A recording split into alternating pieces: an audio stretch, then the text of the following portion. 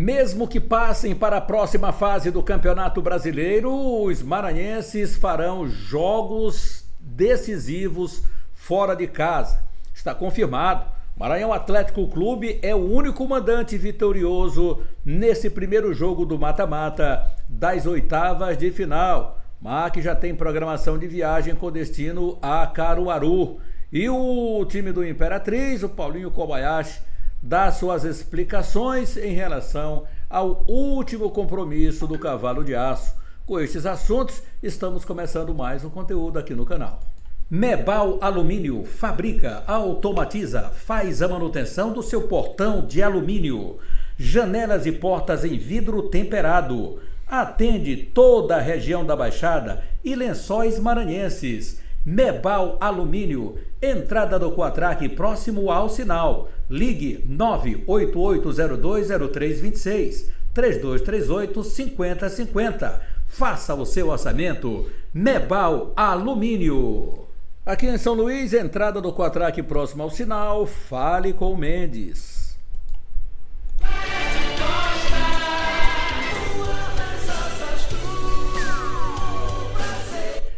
Olá, prazer e que prazer estar contigo, meu amigo. Se você ainda não se inscreveu no nosso canal, inscreva-se, acione o sininho aí para as notificações, seu joinha é muito importante aqui para o fortalecimento, compartilhe, deixe os seus comentários, se você puder ajudar o canal, ajude o canal.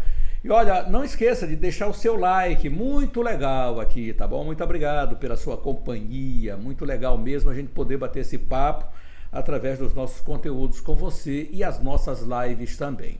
Por falar em live, ontem acompanhamos, meu Deus, mas olha, foi muita gente. Eles esperavam 45, não deu 45. 42.653 torcedores na Arena Pernambuco ontem, jogo de uma torcida só, para acompanhar Santa Cruz e Altos. E o jogo terminou empatado em 1-1. Santa Cruz fez 1-0. Altos estava jogando de igual para igual, até melhor do que o time do Santa Cruz. Quando veio o escanteio, bola parada, o zagueirão subiu para colocar a bola no fundo do gol. A famosa desatenção de bolas altas. E essa bola alta também, o Altos é danado. Ele tem uma fortíssima bola aérea. E empatou o jogo também, né? Com bola aérea, bola levantada, bola no fundo do gol. E olha, meus amigos, todo esse povo saiu frustrado lá do estádio, porque eles esperavam que o Santa Cruz iria passear, flutuar diante do Altos, que tem uma equipe com um conjunto espetacular. E para pontuar aqui, o Wesley, que eu sempre disse nas minhas jornadas esportivas, jogando pelo Moto, você se recorda disso? Wesley, um jogador com a potência impressionante, a arrancada, poder de voltar, apoiar e voltar na marcação. O Testoni está utilizando muito bem essas características, o talento do Wesley. Foi um monstro em campo ontem, jogando pelo Altos, mais uma vez. E ontem ele estava com a camisa 8, mas fechando no lado direito, voltando para liberar ali a subida do lateral Negueba, os dois fazendo a composição daquele lado muito forte pelo time do Altos. Esquerdinha matando a pau, jogando muito. Macário depois foi substituído.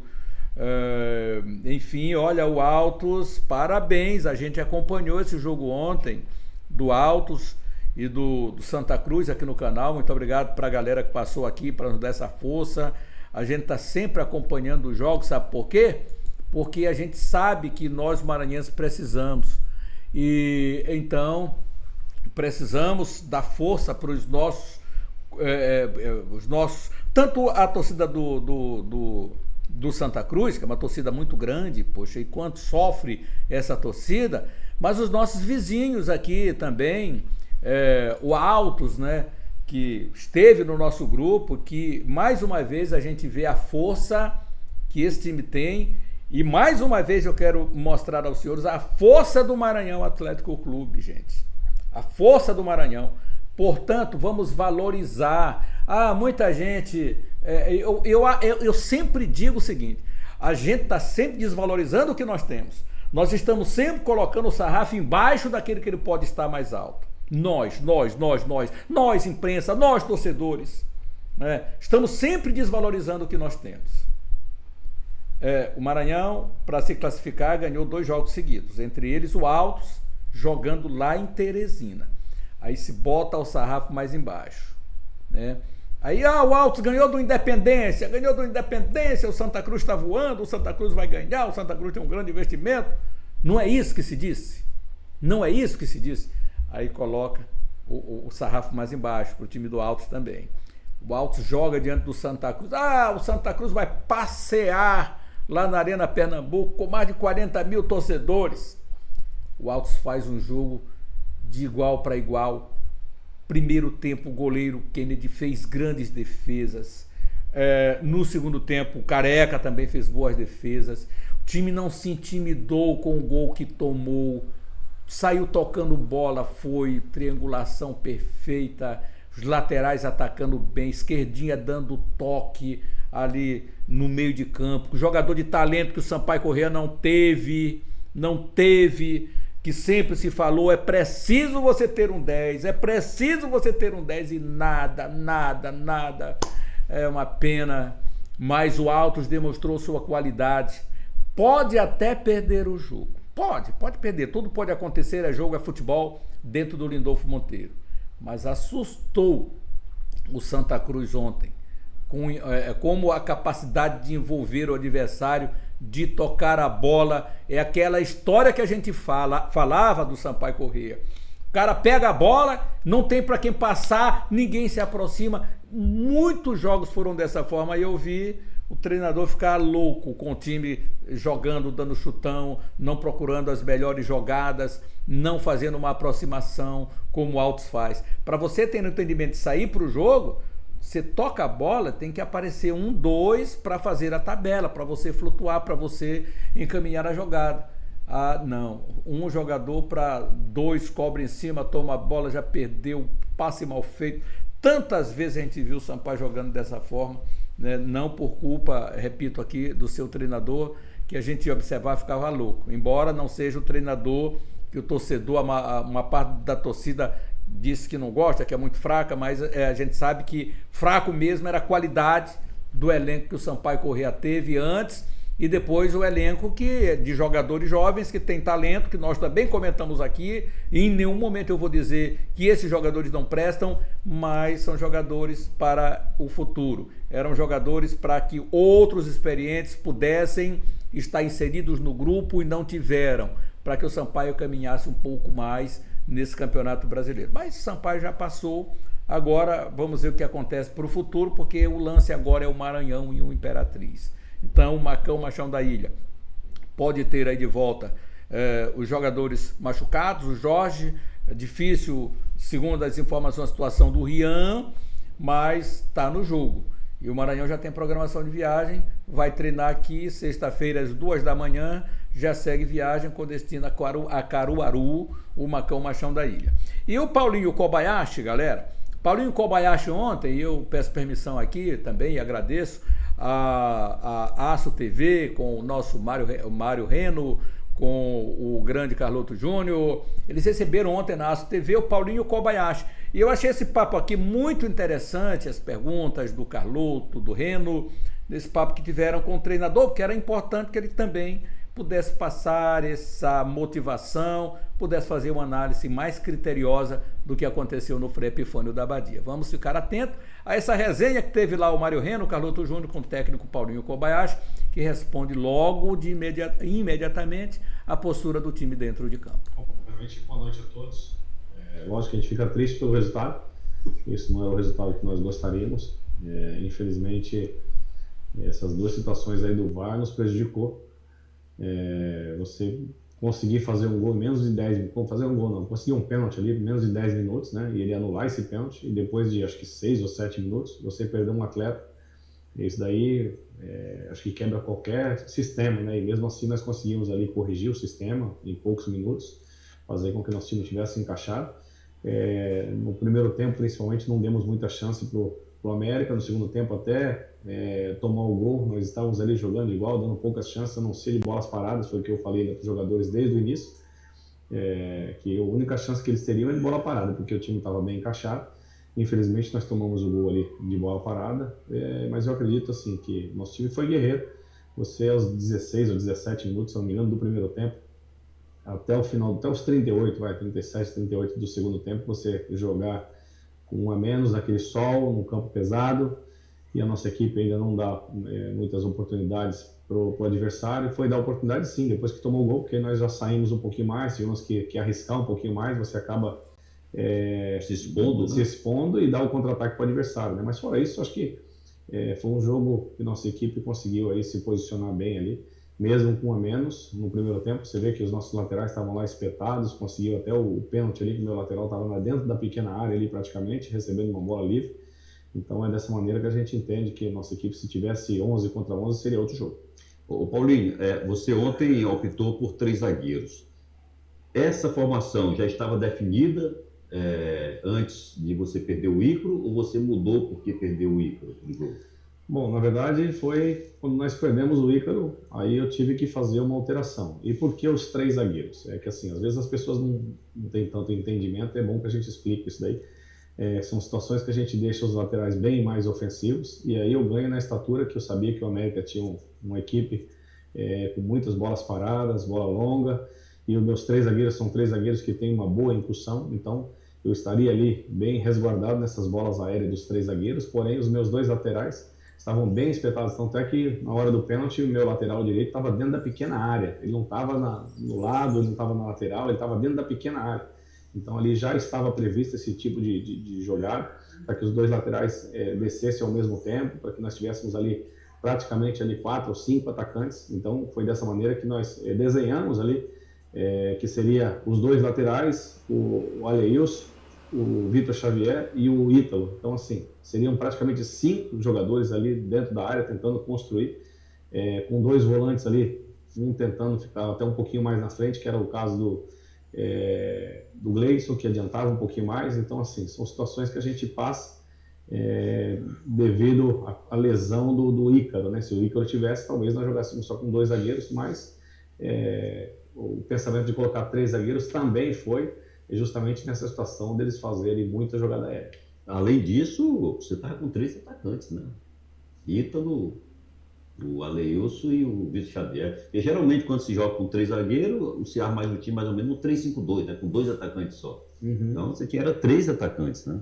E sem dizer os 2 laterais também, que estavam bem setados, né? Bem ofensivos. Né? E que na verdade passam a ser alas, né? Quando você faz 3 zagueiros, pelo menos na minha concepção, no meu modelo de jogo, são 2 alas, né? Eu já joguei até com um atacante ali de ala. Então são situações que a gente sabe que quando você põe 3 zagueiros, a intenção nem sempre é ficar defensivo. Infelizmente tem alguns que a gente escuta ali, torcedor, como é que pode jogar em casa com 3 zagueiros? E ele não entende que os 2 laterais praticamente passam a ser 2 pontas, e se eu tivesse com a linha de 4, eu estaria com 4 defensores, e não 3. Então eu estou com um defensor a menos ainda, e ele acha que eu estou defendendo, né? Então assim, o que ele precisa entender é que eu estou defendendo com 3 e não com 4. Se eu tivesse com os 2 laterais e mais os 2 zagueiros, eu estaria defendendo com 4. E nessa situação de os 2 laterais estarem bem na frente, bem espetados, eu defendo só com 3. Então era bom que ele entendesse um pouquinho mais. E muitas vezes esses alas, nem sempre eles estão trabalhando só pelas alas, né? Eu me lembro que teve um jogo que você usou os 3 zagueiros e o Wesley aparecia às vezes pelo lado direito, pela meia direita, finalizou na entrada da grande área pela meia esquerda, né? Às vezes o torcedor, quando fala assim, 3 zagueiros, eu acho que ele se lembra muito de times que jogam com 3 zagueiros, mas terminam fazendo uma linha de 5, porque os alas não passam a ser alas e ficam sendo laterais. Então termina. Aí sim, aí você no lugar de ter 3 tem 5 zagueiros. Exatamente. E o Wesley toda hora batia lateral com lateral lá em cima. Então, que às vezes as pessoas olham a escalação de 3 zagueiros e não entendem o sistema, né? Então o sistema é uma coisa e os zagueiros são outra. Você pode estar utilizando 3 zagueiros, mas não está sendo defensivo, né? Então toda hora, mesmo quando eu estava com 1 a menos, o Wesley ainda estava batendo lá em cima do lateral, né? Então o balanço que nós fizemos foi para isso. O São Paulo, na época do Tele Santana, e ninguém lembra disso naquela época, jogava com 3 zagueiros, o Valber como líbero, mas que era o cara que armava o time todo de trás. A Itália com Barés também, né? Exatamente. Então, assim, quem tem um pouco de entendimento tático sabe do posicionamento dentro de campo, né? E não nas posições antes de entrar em campo. Então, existe uma diferença grande do sistema tático dentro de campo, como que você vai posicionar os teus atletas. Quando você posiciona 3 zagueiros e os 2 laterais para ficar linha de 5, aí sim você acaba se defendendo muito, né? E não foi o nosso caso, né? Quando eu precisava ali, eu queria ganhar o jogo, eu coloquei praticamente ali 5 atacantes. E ele só olha os três zagueiros, né? E na verdade são 5 atacantes. São os 3 mais os 2 alas.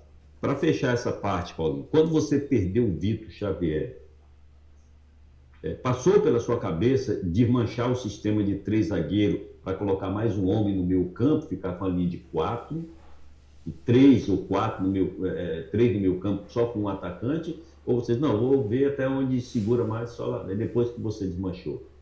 Não, na verdade, foi o mesmo sistema que eu usei contra o Maranhão, pô. O Maranhão eu coloquei um zagueiro.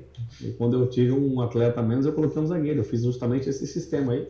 Só que toda hora eu fazia o balanço ao contrário, né? Toda vez que a bola deles saía pelo lado direito, eu balançava ao contrário. E aí eu girava a minha equipe.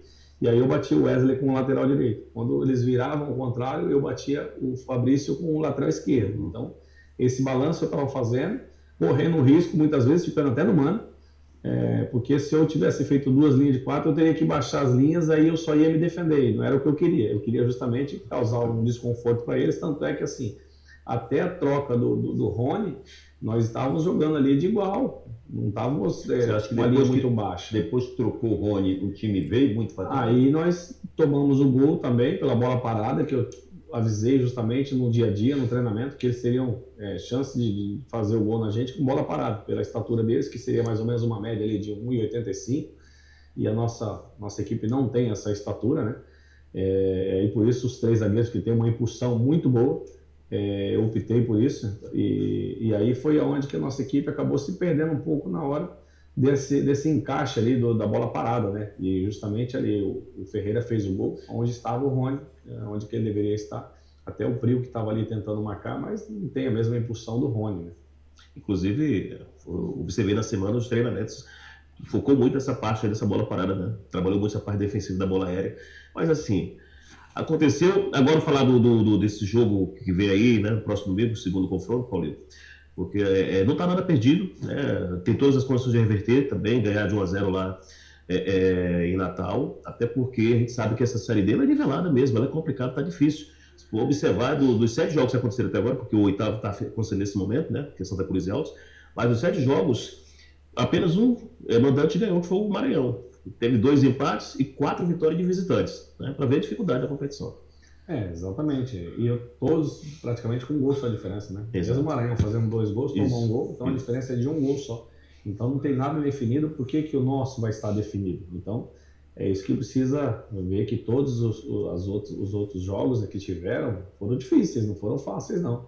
E nós tivemos a dificuldade de perder um atleta com praticamente ali 17 minutos. O VAR interferindo? O VAR interferiu nos 2 lances, né? Talvez se não tivesse o VAR, o juiz deixou seguir a jogada do Xavier e deu pênalti.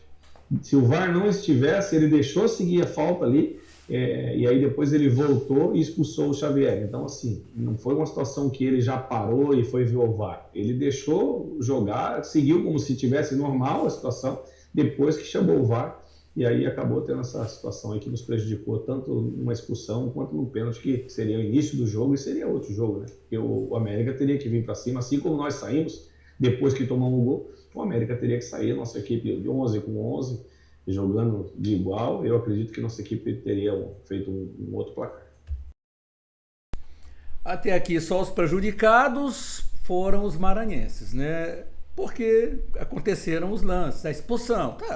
O VAR pode chamar para expulsar? Pode chamar para expulsar. Para correção de uma jogada? Pode. Se houver um entendimento, como aconteceu lá do pênalti desmarcado. Aqui do Maranhão Atlético Clube também, traçaram as linhas, o vagalume estava impedido? Estava impedido o vagalume.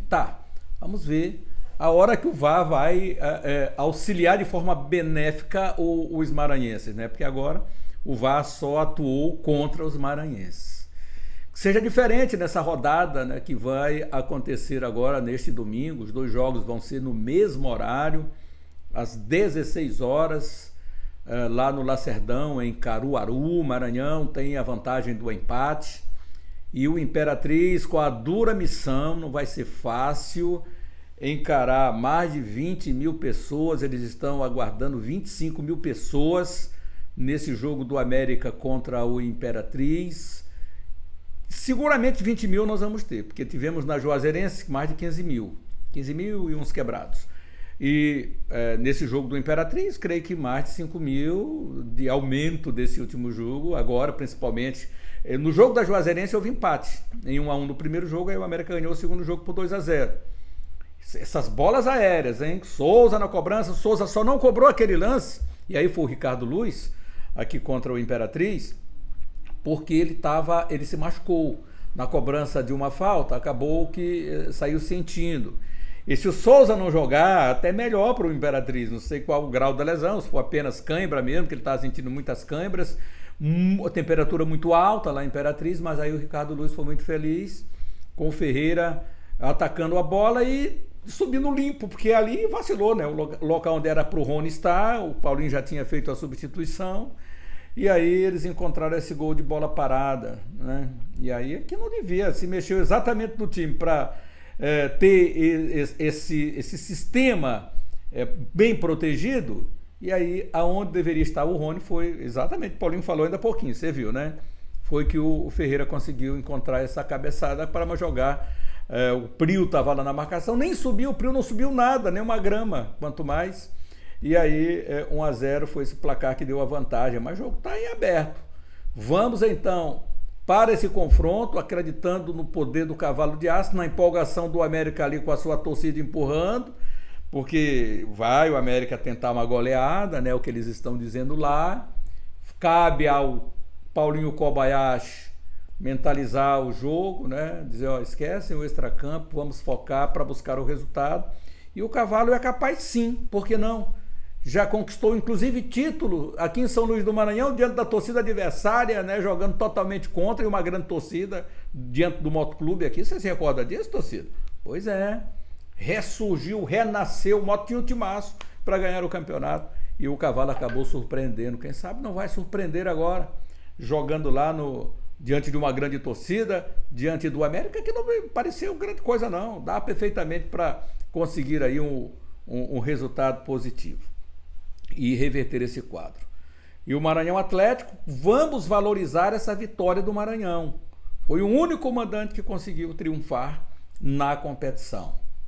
Vamos para o jogo, acreditando no Maranhão Atlético, nesse confronto difícil, ninguém está dizendo que é fácil, em cima do Central, com uma atmosfera totalmente favorável ao time da casa, mas o Maranhão tem a vantagem e é ter a aplicação da estratégia que vai ser montada pelo professor Marcinho Guerreiro para conseguir o seu intento, tá?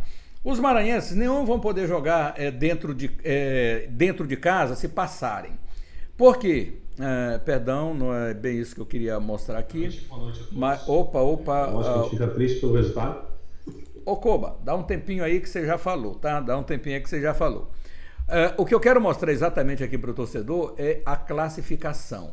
E eu estava mostrando ainda há pouquinho a programação do Maranhão Atlético. Então essa aqui, o que eu quero mostrar aqui para o torcedor, está exatamente aqui. Essa classificação do Campeonato Brasileiro, a ASA, e a gente já está colocando ela aqui atualizada com os últimos jogos, já deste mata-mata, né? Que aí já são 17 jogos, vamos para 18 jogos com os jogos do fim de semana. Olha o ASA. O ASA hoje tem 40 pontos. Pode ser ultrapassado? Pode, dependendo aí dos resultados. Uma vitória da Aparecidense, a Aparecidense conseguiria chegar, desde que o ASA não vencesse, chegaria à primeira colocação. Porque hoje o ASA é o melhor time de toda a competição, com 40 pontos em todos os jogos, 17 jogos realizados, né? E aí você impacta em 12 vitórias. A Aparecidense também tem 12 vitórias, que é critério de desempate, primeiro critério de desempate. Mas isso aqui, minha gente, só serve para confronto. O Maranhão hoje estaria confrontando o time do Asa. O Maranhão, a última campanha desses 16 que estão aí, então, aí classificaria entre os 8 melhores. Olha, observe que hoje o 8º colocado é o Santa Cruz. Conquistou 31 pontos em 17 jogos, mas estaria à frente do Maranhão, que só tem, quantos pontos tem o Maranhão? São 25 pontos, ó. O Maranhão com a vitória agora, 25 pontos em 17 jogos realizados. Então o Maranhão Atlético conseguiria, como último colocado, se ainda assim chegar a 28, ainda será a última campanha para enfrentar o primeiro colocado. O Imperatriz tem 27, só pode chegar a 30. A 30 pontos o Central de Caruaru já tem, o Manauara já tem, o Rio Branco já tem, tá? Então o time do Cavalo de Aço poderia chegar somente a 30 pontos. Então, se eles se classificarem, com certeza eles vão pegar os melhores da competição. Isso quer dizer que vão pegar os melhores? Claro que não, é futebol, o jogo é jogado. Vistes que o Central fez uma campanha exuberante, foi até primeiro do seu grupo A3 em determinado momento e acabou perdendo o primeiro jogo, e está tudo em aberto ainda para que o Maranhão ou o Central possam se classificar, ou um só vai se classificar. E no caso o próprio Imperatriz, que pega o América, que hoje está na 4ª colocação com 34 pontos, é o time do América, é o 4º colocado, e o Altos tem 33 pontos, então ainda faltando esse jogo.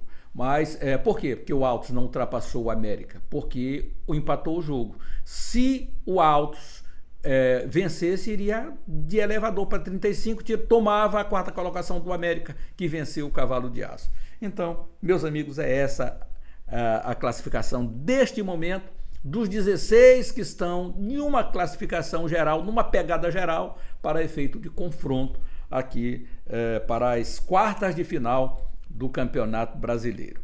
Agora vou dar uma passeada rápida aqui nos jogos de ontem. Fechando aqui para você acompanhar comigo. Olha aí, nós tivemos os jogos de ontem, Campeonato Brasileiro. O Mirassol empatou com o Cruzeiro. O Cruzeiro ganhava o jogo de 1-0, né? O Cruzeiro venceu o jogo de 1-0. O Mirassol empatou em 1-1. Na Série B, Volta Redonda 0, CRB 1. Atlético e Criciúma também ficaram empatados em 1-1. Campeonato Brasileiro da Série C, Tombense 0-0 com Caxias. Ipiranga 2-2 com o Botafogo da Paraíba. E na Série D, o Santa Cruz e o Altos ficaram empatados em 1-1, tá? Então esses foram os principais jogos que nós acompanhamos ontem no País do Futebol, com destaque para a Série D, ontem com o Altos, que é a nossa realidade aqui. Obviamente que quem é da Série A diz assim, não, o principal jogo foi da Série A, Cruzeiro e Mirassol empataram em 1-1. Mas o que eu quero dizer é que nós trouxemos esses resultados aqui para os amigos. Agora eu vou dar uma passada rápida e logo trazer os jogos de hoje. Porque esses jogos desta terça-feira, também, se tivemos na segunda, imagina nesta terça-feira, também vamos ter jogos aqui, a bola rolando. Tem até Champions League, né? Olha aí, Champions League. Aí tem Libertadores dá pra gente ver aqui. Vélez Sarsfield de Fortaleza, 19 horas. Que jogão é esse, hein? Jogo vai ser... Ih, rapaz, vai ser lá na Argentina. Opa! São Paulo recebe o Atlético Nacional e o Racing Clube Peñarol. Então temos esses dois jogos de brasileiros hoje na Copa Libertadores. Vélez Sarsfield de Fortaleza, São Paulo e Atlético Nacional. Copa Sul-Americana, aí teremos Huracan e Once Caldas. Fluminense, outro brasileiro que entra em campo hoje contra o América de Cali. Vamos fazer esse jogo aqui, Fluminense, 21 horas e 30 minutos. O Campeonato Brasileiro da Série B tem Operário e Avaí. Aí nós temos ainda, esse aqui é o Campeonato Sub-20 também, a Amazonense Sub-20, aí temos um monte de jogos. No Campeonato Brasileiro Sub-17, também um monte de jogos, com destaque aqui, 15 horas, todos esses jogos 15 horas, somente Palmeiras vai jogar às 16. Então, Corinthians e Cuiabá, Internacional e Juventude, Flamengo e Atlético, Bahia e Santos, São Paulo e Vasco. O Vasco está com um Sub-17 muito bom, hein? Vamos ver hoje, 15 horas, São Paulo e Vasco daqui a pouquinho. E o Palmeiras contra o América também no Sub-17. E o Flamengo contra o Atlético Goianiense. Aliás, são só jogos, né, de camisa aqui no Sub-17 hoje a partir das 15 horas. E é isso aí, Campeonato Brasileiro. Dá uma passadinha aqui, só para ver se tem alguém que mandou algum áudio para nós. A gente tem o Fala Galera. E aí, mais uma vez, eu quero dizer aqui ao nosso querido torcedor que faça o seguinte: torcida, tem que mandar o áudio e não apagar. Não apague o áudio, porque esse áudio, mesmo que nesse momento que você esteja nos acompanhando aqui no conteúdo, nós estaremos trazendo o áudio dentro dos nossos conteúdos, dentro do Fala Galera. Você não pode apagar. Chaguinha Diniz está apagando o áudio. Lima está apagando o áudio. Manda, não saiu, apaga. Então, Lima, Chaguinha, Francisco de Tutóia, Francisco de Goiânia, Pimentel de Belém do Pará, Robson de Governador Valadares, Carlinhos de São Paulo, Fontinelli Loterias de Goiânia, tem um Miguel de Goiânia. Galera que costuma mandar os áudios para nós, o Felipe do Anjo da Guarda, o nosso amigo aqui só me engano é o Júnior, né? Aqui da Maioba, o Neto. Então, moçada, mande o áudio, deixa o áudio que eu vou fazer a captura do áudio para colocar nos conteúdos e também no Fala Galera. E não deixe de participar aqui com a gente sempre, porque é um prazer muito grande a gente poder tê-lo conosco, desenvolvendo os nossos conteúdos aqui no canal Les Costa Narrador. Hoje tem basquete, hoje tem Sampaio e SESI.